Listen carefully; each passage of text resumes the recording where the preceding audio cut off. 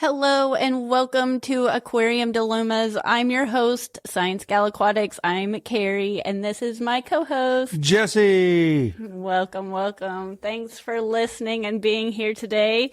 Again, I spent the week thinking about topics. I didn't know what we should talk about, and on the way to work yesterday, I was like, let's talk about the moments we walked into the fish room and just kind of panicked. Yeah, had small mini strokes. Yeah, like just, oh my goodness. And some of these are not so significant, but still I had a moment. And some of these were far worse. So just our fish room emergencies of the past years together, fish keeping, and maybe a few from childhood, but I would say the chunk of this list we have experienced together. Well, whether you want to call them emergencies, catastrophes, in your mind, you're panicking. That's all that boils down to. Panicking of any sort, whether you have one fish tank or 30 of them, doesn't matter. You're panicking. Yeah, just the moments I walked in and I was like, Jesse, help! But like I said, some of these are far worse than others. Some of these aren't that bad, but they're all moments that I felt like, oh no. And I kind of broke them down into water leaks, kind of fish illness / jumping, equipment, and mishaps. Yeah. Is kind of how I was like, because this is a pretty jumbled up list. But if we were to kind of category, or how do you say that word? Categorize. I'm thinking about too many things at once and I can't talk. How to manage this list, and I think that's how we should do it. Well, you start and I will tell the stories because I pretty much was the one that fixed every one of these problems. Yeah, pretty much. But I think starting off with the one that's the least significant, but the first big uh-oh moment for you was that first time that you left, we left a fish in a fish bag. You wouldn't think it happens, but let me tell you, sometimes the smaller the fish, like those little tetras, maybe a little fry, when you get them, they put a handful in a bag and you think you got them all. But there is one that was left behind, and if you're like me, I take the new fish and I will siphon the water through a fish net into a bucket. So then when I lift the fish net, I have all my fish and I just put them in the tank they're going to. But I'll tell you, every once in a while, every handful of whatever times we go, there might be one. So always check the fish bag when you get new fish. But that first time that happened to you, I think, was a kind of one of those moments. Oh, yeah. Yeah. We had went to an auction, if I remember right. We went to an auction. It was one of those times that we had a lot. Several different bags going on, and we were plopping and dropping a lot of fish at once. And it's always late when we get back. Yeah, it was late at night. It was plopping and dropping. I was hurrying, and I cut the corner out of the bag. I don't rubber band it. I just flip the bag upside. He cuts it. I stick my thumbnail through the bag and rip it. Anyway, I just cut the corner of the bag. I just cut the corner and dump it through the fish net. And I didn't think anything of it, but apparently one of the smaller ones got wedged down in the bottom. I thought I'd shook it enough. And later on, it was either that evening or the next day, we were like, there's not the right amount of fish in this tank that we were going to look at and see how they were doing that morning. And sure enough, I did it. I hold my hand up and say that was me. If you've kept fish for a while and you come, it's always, obviously, if you have one large fish in a fish bag, you're not going to do this. But it's usually like the guppies or the tetras or the smaller fry, and they have, sometimes you have a lot in a fish bag when you go to an auction. And it does happen. And if you're like me, which you might be, I don't know. Like I said, I'll siphon the water through the net so I can like my fish. But after I do that, I just throw the fish bag on the floor. And over the years, I have developed the habit that before I throw it on the floor, I will hold it up to one of the light bulbs in the fish room just to double check. But that was a habit I have developed in time because of a reason. So even though it does sound impossible, like who would forget a fish in a fish bag? I will say I have done it. And that first time, I think it happened to you. Because everywhere we go, it seems like it's 2 hours there and 2 hours back. When we go to the auctions, it's late. You want to get everything in its home in a relatively quick manner. And so sometimes late at night that it can and will happen. So these moments are really just not to scare you like, oh my gosh, but it's to share what we have done.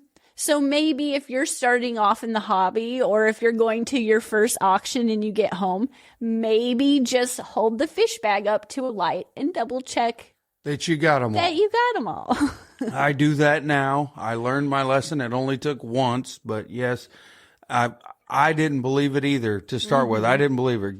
Carrie told me, oh yeah, they could, every once in a while, one little one could get stuck. I didn't believe her. I figured, no, there's no way. Water, you slosh it back, you slosh it out. They all got to come out, right? Yeah. No, I was 100% wrong, as I am on many things. And I did it. I didn't But think. it's not, I'm not blaming it. It's just, it happened. So I guess not really connected, but kind of connected. The next thing I was thinking about is when you come down to the fish room and you see whatever it is that you acquired and are keeping is now on the floor and had jumped out.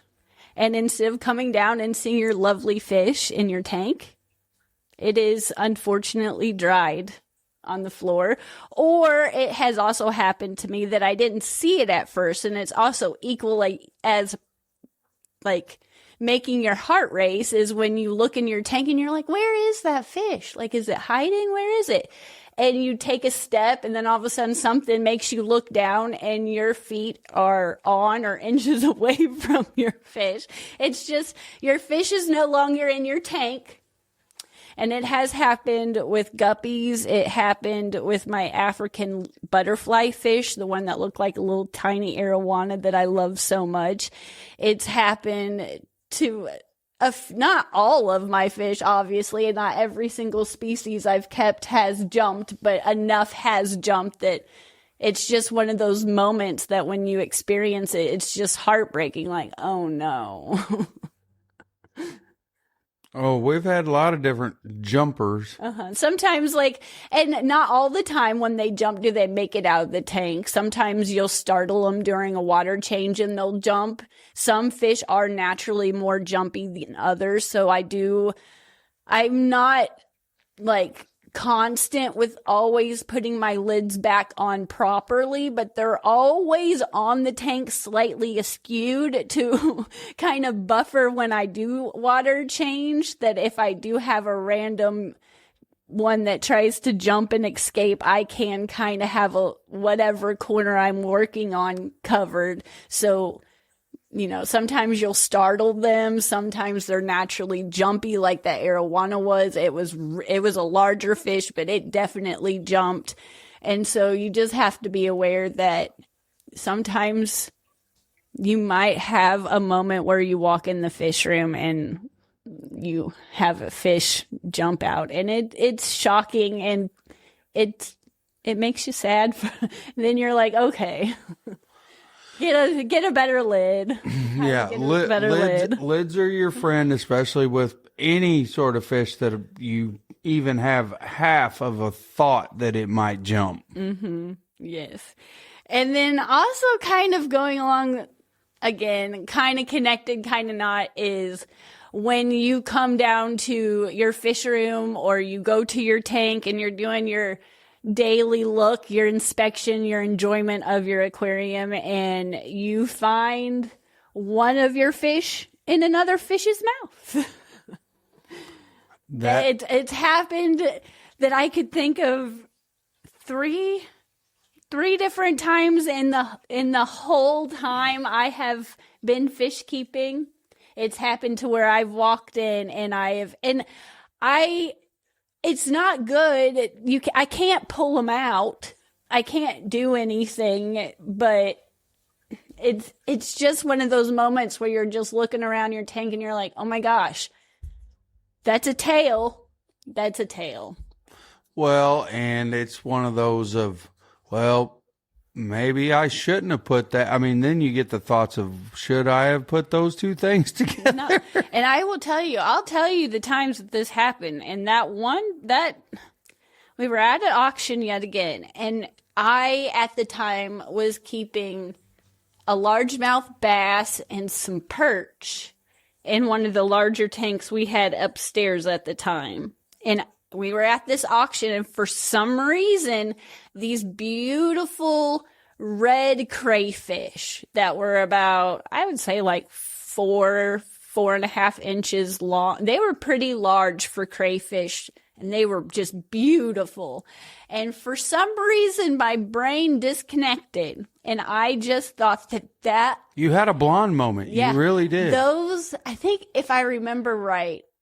No, it was just one. I just had one. It was one for like $12, I think. And I was like, that crayfish would be so beautiful with those fish.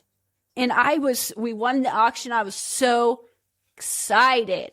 And I beeline for that tank. And I popped open that fish bag, got it in the fish net, dropped it in the tank, and before the crayfish hit the bottom of the tank, that bass swam on over there and gobbled that crayfish up. And I was just like, I just stood there in shock. And instantly in that shock and sigh moment, I knew, like, my thought process reconnected, like, oh, they use this stuff for fish bait. Yeah. For a reason. And I just And they make lures. They make lures fashioned after crayfish. They make all kinds of things that I have been exposed to know better. And I was so, the excitement, I cannot tell you. I just thought we had a rocky bottom. It was kind of, we had a wave maker, and it was kind of a faster swifting movement. It was just a really cool tank. And that tank leads into that largemouth bass I was looking to upgrade. His son had caught it in one of his parents' pond, and he wanted to keep it, and it was a cool fish. And I was like, okay. Well, and it wasn't huge. It wasn't huge yet, but it was a good size. It was working on after you fed it that $12 food. Yeah, it got some growth spurt. But we were looking, and I was like, I had this idea to get this. We still have them too. That's like 300-gallon, like, stock little pond tank we get at the farmer's store. Stock tank. Yeah, stock tank. And Plastic I filled it up, tanks. and I was like, man, this would be great for this bass. Like, he can enjoy the outside. Like, it's just going to be great. And I really did. Moved him in there. It was good. I was going outside like every 20 minutes for a while, just checking on make sure everything was good. And I'm still mad about it. We were babysitting his son's dog that he had. He was like a boxer mix. He was a bigger dog. And I walked outside. I was like, man, what is he chewing on? I don't recognize that dog toy. And I got closer. And what do you know? That dog got a largemouth bass. But we don't know. We do not I know. still don't know if the dog got the fish or the fish kind of jumped. It was the one time I went inside, and I don't know which one happened first, but at the end of the day, the dog got sushi for dinner. Well, and that's what I mean.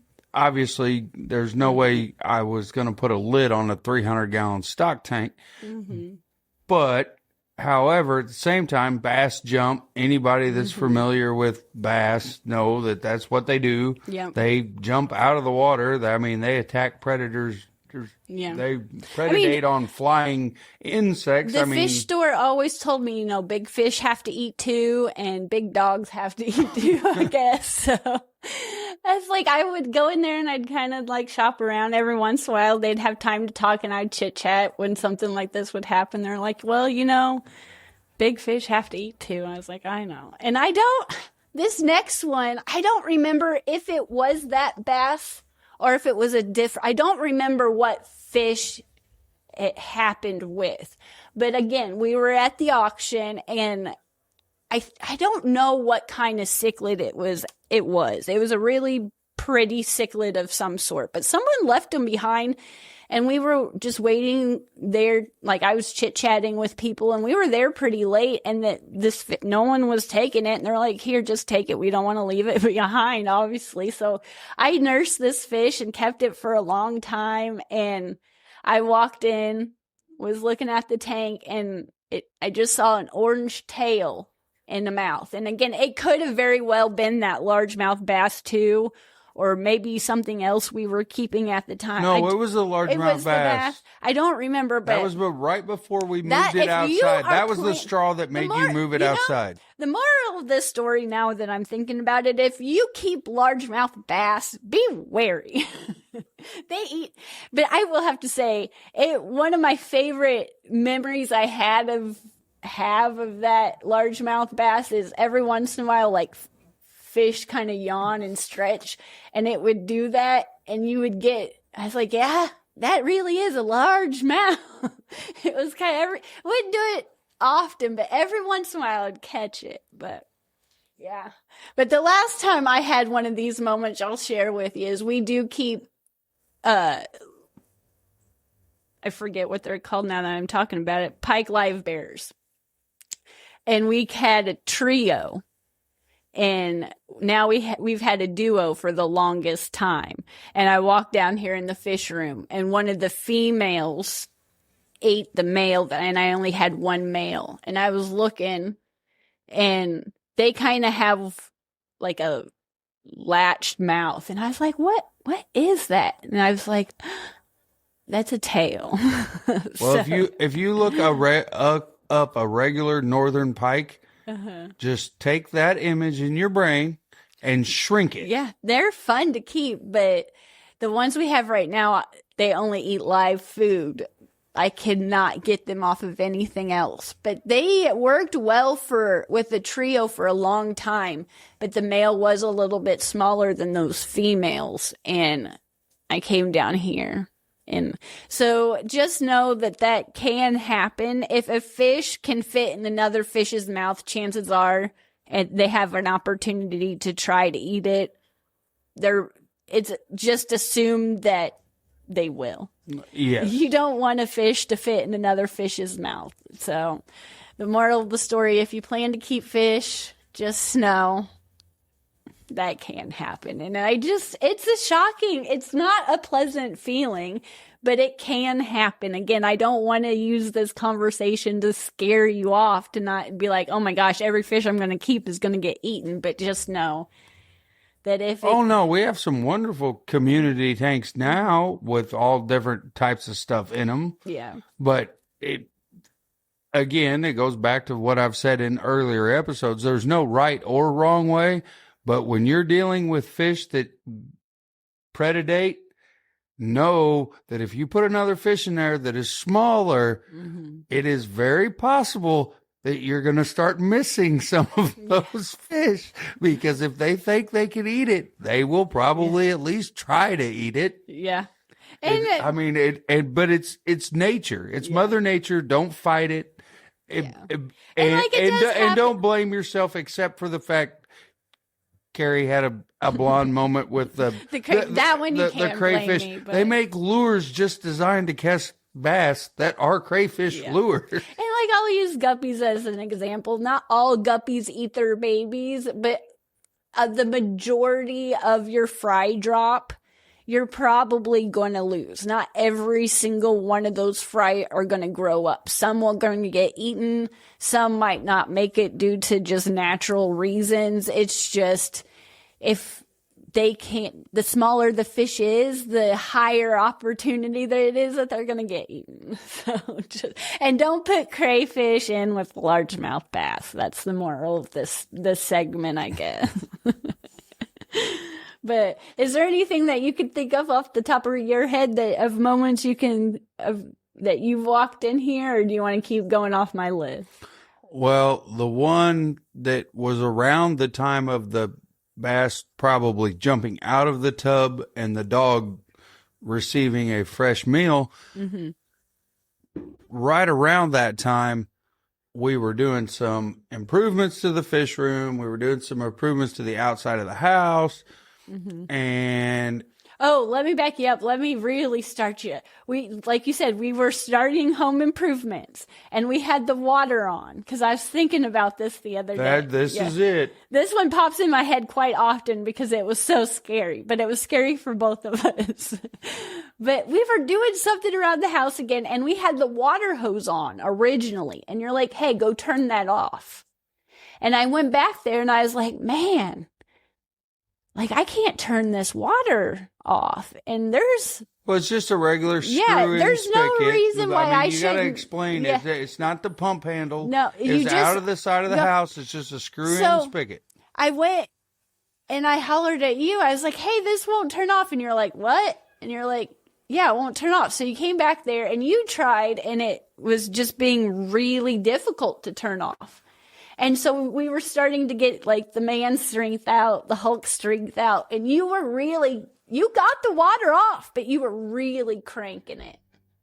Yes. And how this happened, I do not know. I don't even know how this can even come about inside of a water line. But you called your dad too, and you guys you fixed something first. You went to the hardware store. Do you remember? You fixed something first. Well, he said, well, your outside, your turn handle, it is probably messed up. You just take it off and put a new turn handle on. So I did. I took it apart, took turn handle off, and left the spine, the spigot in there, and that didn't help it at all.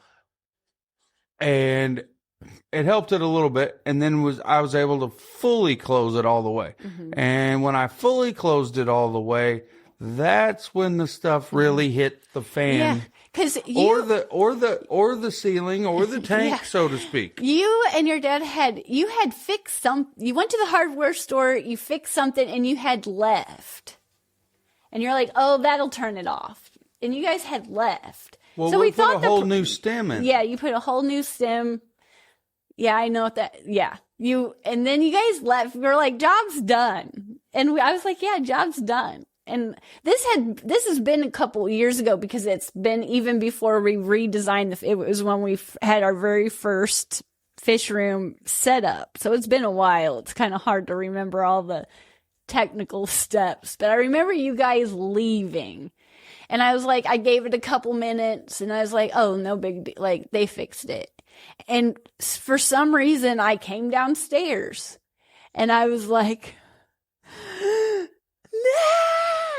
I don't want to scream because I don't want to hurt your ears, but I screamed because the water, I know you can't see it, but our fish room is in the basement, and the fish tanks at the time were underneath where all the water hose, all the outside plumbing stuff is. But the water was squirting and hitting the ceiling, and it was going over the tanks, over these expensive microphones that hopefully are sounding great for you, and shooting across the basement and hitting another wall. And it was just, luckily, the electrical equipment was good and safe, but water was quickly and I screamed. I grabbed my phone. I called you. I was like, come back. And he's like, why? I was like, come back. Water's going everywhere. But come to find out, there is you can explain it better, I'm sure. But it was a screw. It was a small, tiny screw. How it was inside this copper pipe, I don't know. But I do not know. But it was. When he says small, it's like the size of an eyeglass screw. Like the size, if you wear glasses, those tiny, tiny. But when he was cranking it close, I guess we had ripped a hole or something in that pipe. But No, when you screw that stem back in, that's what seals it up. And somehow that screw was in there with that stem, and that stem turned that screw and punched it right through the side on the inside of the wall of the copper pipe. So once the water was turned off outside, the water was still flowing up to the stem and stopping there, but coming inside the house because the main water obviously still on. And when she called freaking out, I went straight into shut the water off to the entire house. yes. Turn it off completely. Luckily, I have showed Carrie where the main shutoff is in the house. She shut the water off, but yes, there was a lot of cleanup. There was water on the floor, water in the tanks, water on the ceiling. There was just water We didn't everywhere. have to do water changes that day. No, they got water changed. But another time we've come down here and I've panicked is when we first, going along the lines of still like water leaks. Because water, if you keep fish, you'll have a relationship with the sound of water in a new way that I cannot explain. Except you'll gain experience and you'll know the sound from afar of what things should sound like. And instantly you will learn that something's not right without even seeing, just by listening. And water is the number one thing that you will have a new relationship with that you won't think about. And I was like, something's not sounding right. So I came down here, and we were just keeping the axolotls and the 40-gallon breeder that we had just one at the time. The airline hose had disconnected somehow. It just like fell off, and I would say half. I don't think it was more than half, but half of that 40-gallon breeder had just naturally leaked out of that tank into the floor, of course.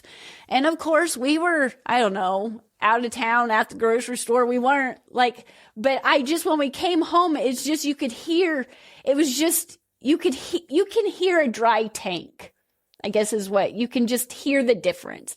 When your filter runs dry, you can hear it. It just sounds different. And the water, it just sounded different. It was louder than it was supposed to, so you could hear it. So when I came home, you could just hear it. And I came downstairs, and it had drained all in the floor, of course. The axolotl was fine. It still had plenty of water in the tank. But you're just like, water leaks, water issues. I've had a moment that this is the reason why we completely learned how to reseal a tank, was because... Well, I'm going to go back to how that happened of the axolotl incident. Go back. The axolotl incident, the air tube popped off of the air pump, but the rest of the tube was still in the tank with the air stone. And dangling out the back. And dangling out the back. So it became a siphon. And just drained in the floor. And drained into the floor. So for everyone listening, when they talk about putting the check valves in your airlines, that could be why. That I didn't do that. That was my fault. I just took it for granted. Yes, if your air pump is below the level of your tank, not even or higher, put a check valve in. Because if you don't put a check valve in, then if it is ever to pop off, it will reverse siphon everything out of your tank. But it will take all the water. So if you're going to be gone for a weekend or something, you could come back to an almost completely drained tank. I just remember I felt like we were somewhere. Because again, this was before we remodeled how things are now. So it's been a little while. But you'll just, as a fish keeper, whether you have one tank or a fish room, or you'll learn the sounds of your tank and how things are. And if your filter runs dry or if things get low, it does have a different tone. It sounds different, and you can hear it. You'll learn, and you'll be like, oh, something's not right. And you'll come down here, and every once in a while, and like I said, being a fish keeper for as long as I have, it changes your relationship with water. I'm not scared of water. I'm just scared of what water can do to when it leaks on my floor. Well, when it's not where it's supposed to be. It's scary.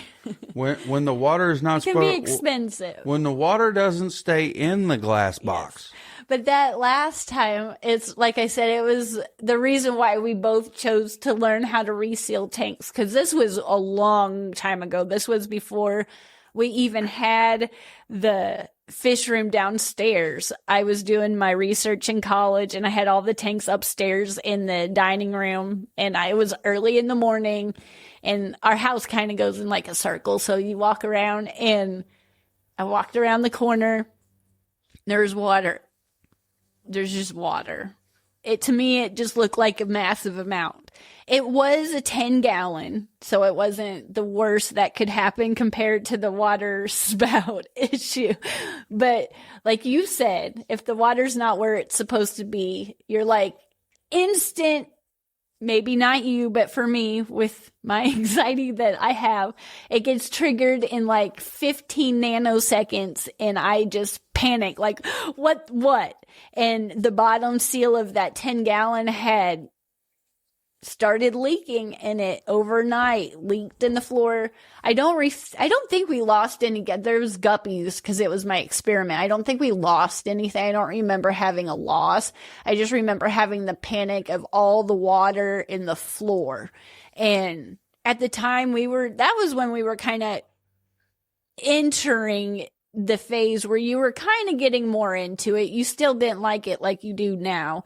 So we had mainly 10 gallons. And I was like, well, if I'm going to learn how to do this in practice, if I mess it up, a 10 gallon I'd rather mess up a 10 gallon than a 40 breeder or, a 55 gallon. So we took a while. It took us a couple good tries to really learn how to do it. But I will say water leaks as a fish keeper is one of the things that it's one of those things you always kind of worry about. It doesn't happen enough to where I'm like, oh my gosh, every time I come down here, something's dripping on the floor.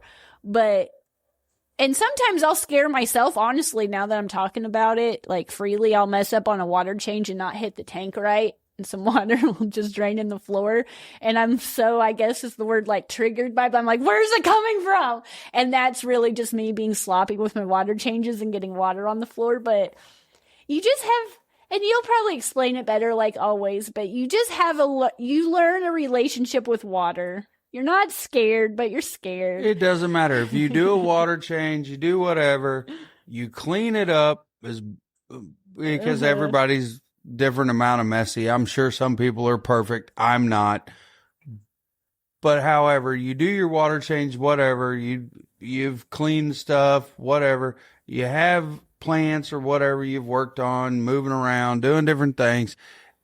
And then you think you're done with it, you move on, or you leave that one tank alone, you move on. You come back and look at it, and there's like a couple drops of water sitting somewhere, and you're like, ooh, where's that coming from? You just dab it up. It's always in the back of your mind of once you've had one leak, you're like, oh, well, where's this water coming from?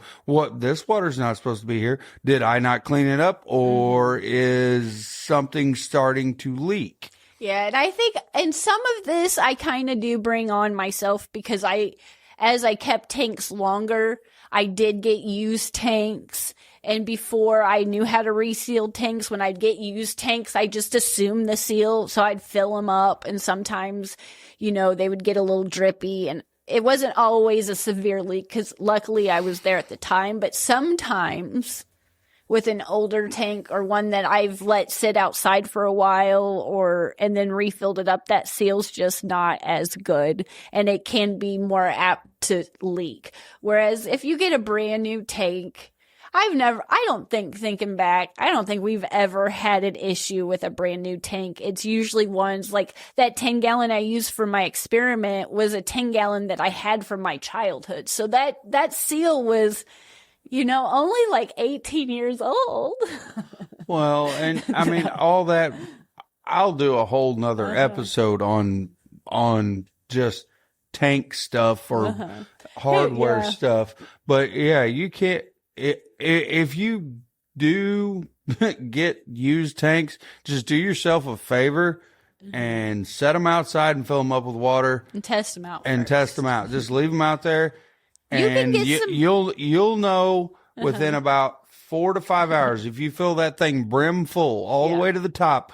Just water pressure itself is amazing, and it will let you know if there's something that needs to be dealt with. Yeah.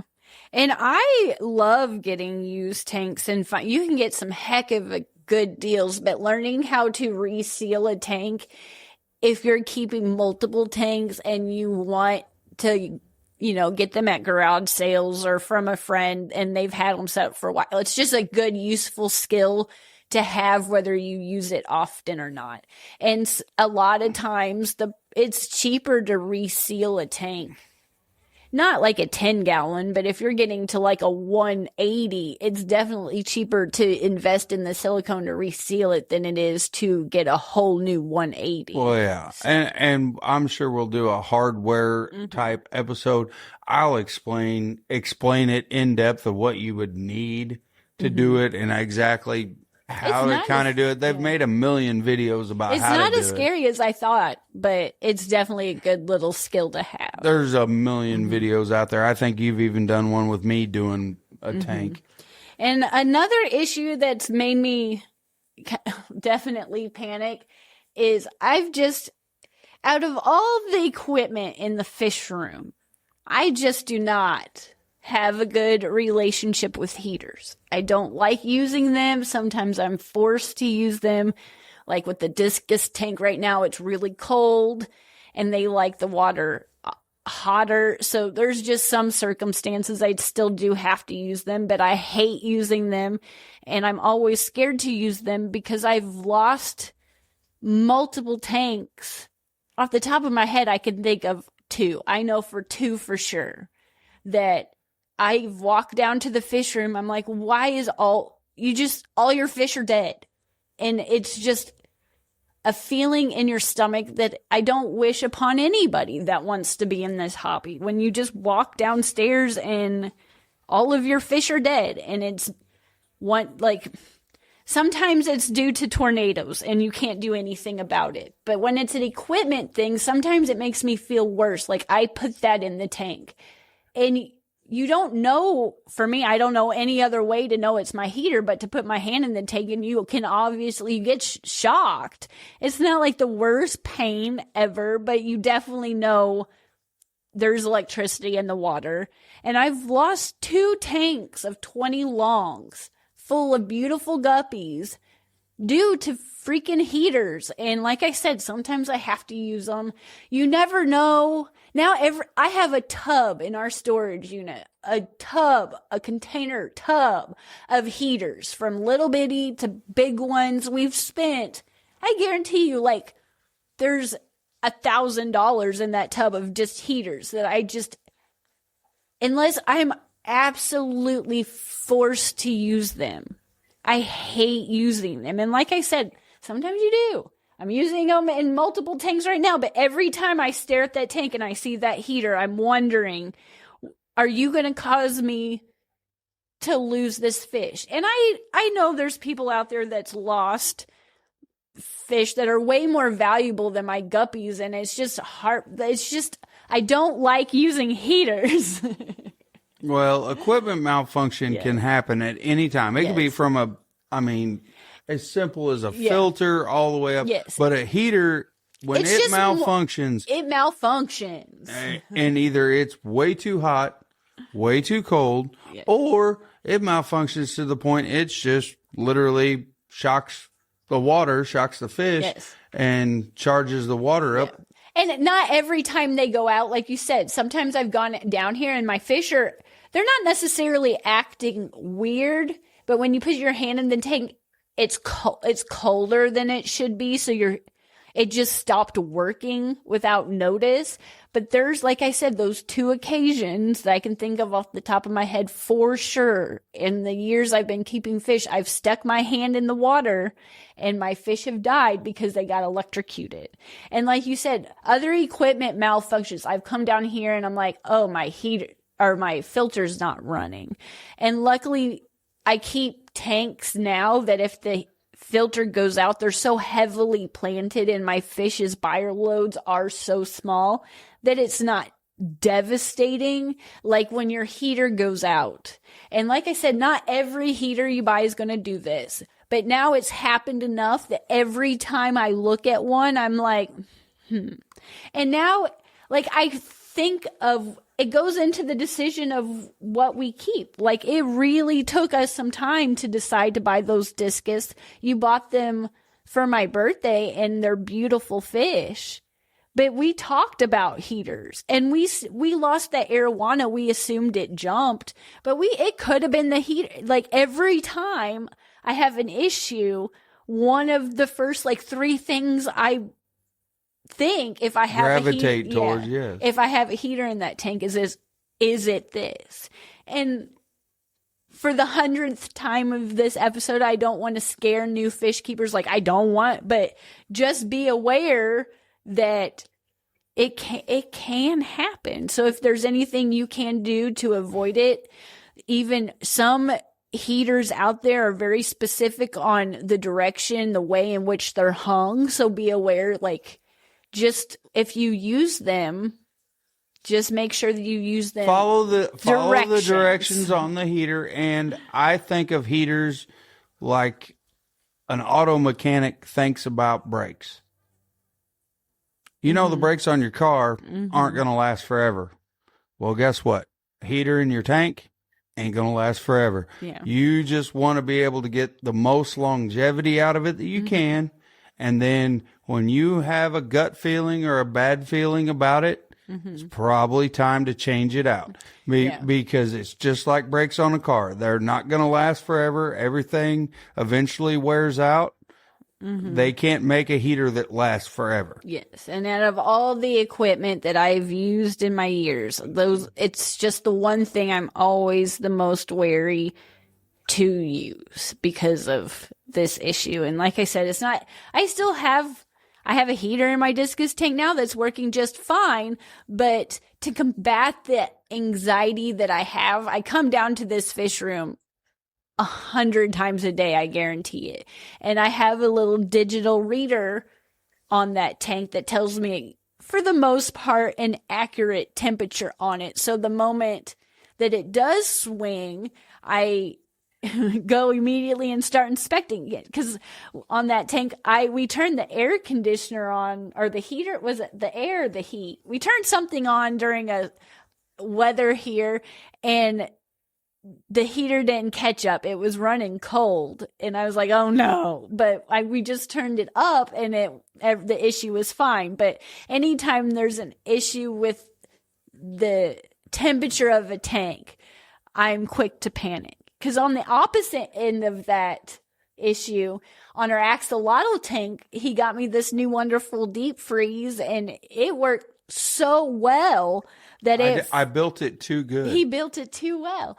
That not the tank water didn't freeze, but the water in the tubing of that freezer to the tank froze. And I was like, holy cow, like the filter's frozen. Like, oh my goodness, fix this, please. And of course he did. And so we added a little pump. So everything's working great now. It's really maintaining the temperature fluctuations of a drastic sort when I come into the fish room does make me panic. Well, and again, I would say the major solution would be to heat the room. But the problem is, if you heat the room and you keep a variety of fish, some fish don't need it that hot. So Yeah, we keep a variety. so if you have a variety, like if you have an axolotl and a discus tank in the same room, you can heat the room up to temperature that the discus would absolutely love, but your axolotls they're going to be in a panic mode. I like to they're going to be like, oh boy, we're in the Sahara, you're cooking us. And they don't need it at 82, 83 degrees. They want it down about 60, 64. Yeah, 64, 62, 64 degrees Fahrenheit. Yeah, Fahrenheit. But yeah, I'm not doing Celsius conversions. I can't do it. I could do it, but I'm never right. I'm right about half the time. But the point is just drastic temperature fluctuations, whether too hot or too cold, definitely make me, like I said, it makes me panic. I'm like, ah! But moving on, I guess, another thing that it makes me tickled, because the kids were being cute. They were, like I said, a long time ago, before we remodeled the fish room, the kids would come down here when they were little and they'd have Nerf gun fights. And it's just finding things in my tank generally that weren't supposed to be there. So I'd come down here and be like, man, that's 3 plastic Nerf gun bullets in that tank. That's got to be great. And sometimes, like, being in the basement, I'll find like little spiders, little bugs in the tank, and I'm like, oh gosh, that can't be good. And overfeeding. When my mom would come in and watch the tanks when we would go out of town, she would make sure the fish were well fed. Her intentions were good, but she really fed the tank. So it was just like finding things, little mishaps of things being in the tanks that weren't supposed to be. But overfeeding the tanks were definitely, out of all of it, was the ones that was the most concerning. And like, oh no, you just see it across the room, all the fish food floating on the top. It was always flakes too. She liked those flakes, and she had such good intentions, but it was just the things I have found in the tank that weren't supposed to be in the tank. It's one of those that isn't as significant as others, but depending on what you find in the tank, it can be concerning. Yes. Oh, yeah, absolutely. Mm-hmm. Nerf bullets, socks.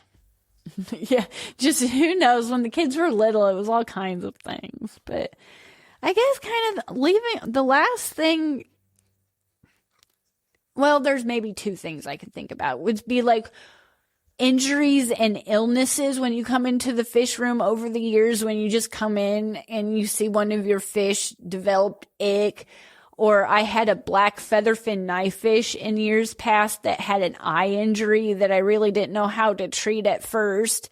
And an Oscar we've had more recently that it was some kind of bacterial infection that I tried to treat and I just didn't have any luck. Or it seemed like goldfish and swim bladder issues. It's just, anytime you come down into the fish room, your fish room, or you look into your tank, if you just have one or a couple, and you just see an injury or a sickness or just something that you're like, oh man, like, ugh, especially if it's your first time experiencing it, you don't really know what to do at first. I get that little sick feeling in my gut. Yeah, it takes some time. And you go into it and you think, okay, well, they say use this medication, do that. Mm-hmm. Do not always expect the best outcome. Sometimes by the time you catch it, it's too far along. Yeah, there's unfortunately, when you do see a fish illness or a fish that is having problems, whether it be swim bladder, bacterial, whatever. Anything. A lot of times, by the time you can actually see it, it is past the point of almost no return. Sometimes it's not. We've had luck both ways. Yeah. Carrie has worked very hard at this. I do not work hard at this.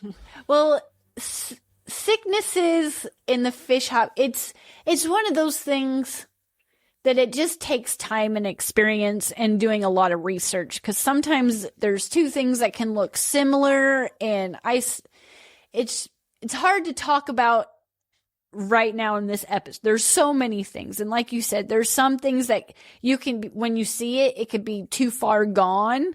There's some things that could be treatable, but I don't feel comfortable doing sometimes with like releasing air with, you can do a small procedure. I know with our silver arowana, they had Popeye a lot. There's some surgeries. There's so many different things with ick. I have better luck treating with heat and salt and not the medication. Whereas sometimes there's fungal things. I think there's some medications that work really well. It's just illnesses. It comes with experience, and you'll see. Ick is definitely one that not all of these you might not even see. There's some that I've never experienced, but some of my friends have, and I feel lucky. But ick is one, and there's that you will experience at some point in keeping fish, no matter what. It's like a cold. You'll just... Well, I mean, explain ick the way you explained to me. It's just... We'll get into more details in a future, because there's a lot of details, and it's just, it looks like they're sprinkled in like salt or sugar. They just have little specks on them, and it's just... You don't see it a lot, but you'll probably, if you keep fish for years, you'll probably see it maybe once or twice in your career. But there's just, the point of this part right now, it's just, those are moments that I've experienced where it's just like, oh no. And like with that featherfin knifefish, the pleco tried to latch onto his eye, and his eye was really severely damaged, and I literally got laughed at, calling vets around our state, trying to figure out what I could do. Luckily, I scooped him out, and I treated with catappa leaves and some aloe and just gave it time, and luckily it healed up. He didn't live for a significant amount of time afterwards, but it healed up enough that I felt comfortable. You know, was it a wise decision maybe putting them back in? But I felt like it was better to live out in that 180 than in a tub in the floor.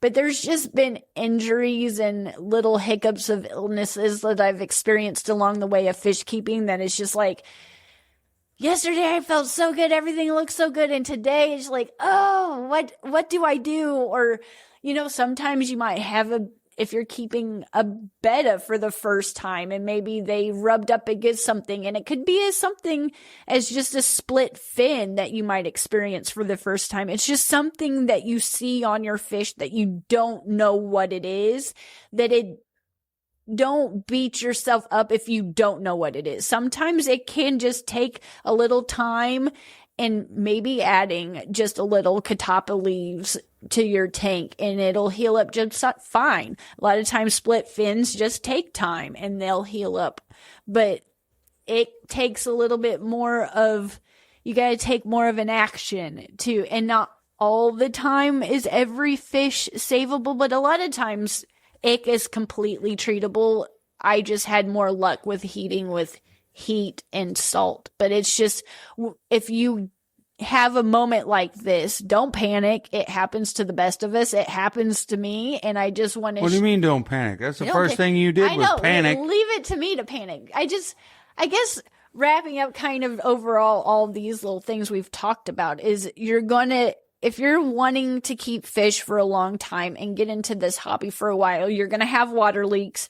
You're going to have illnesses in your tank. You're going to have mishaps with equipment. You're going to have, a Nerf bullet in your tank if you have little ones.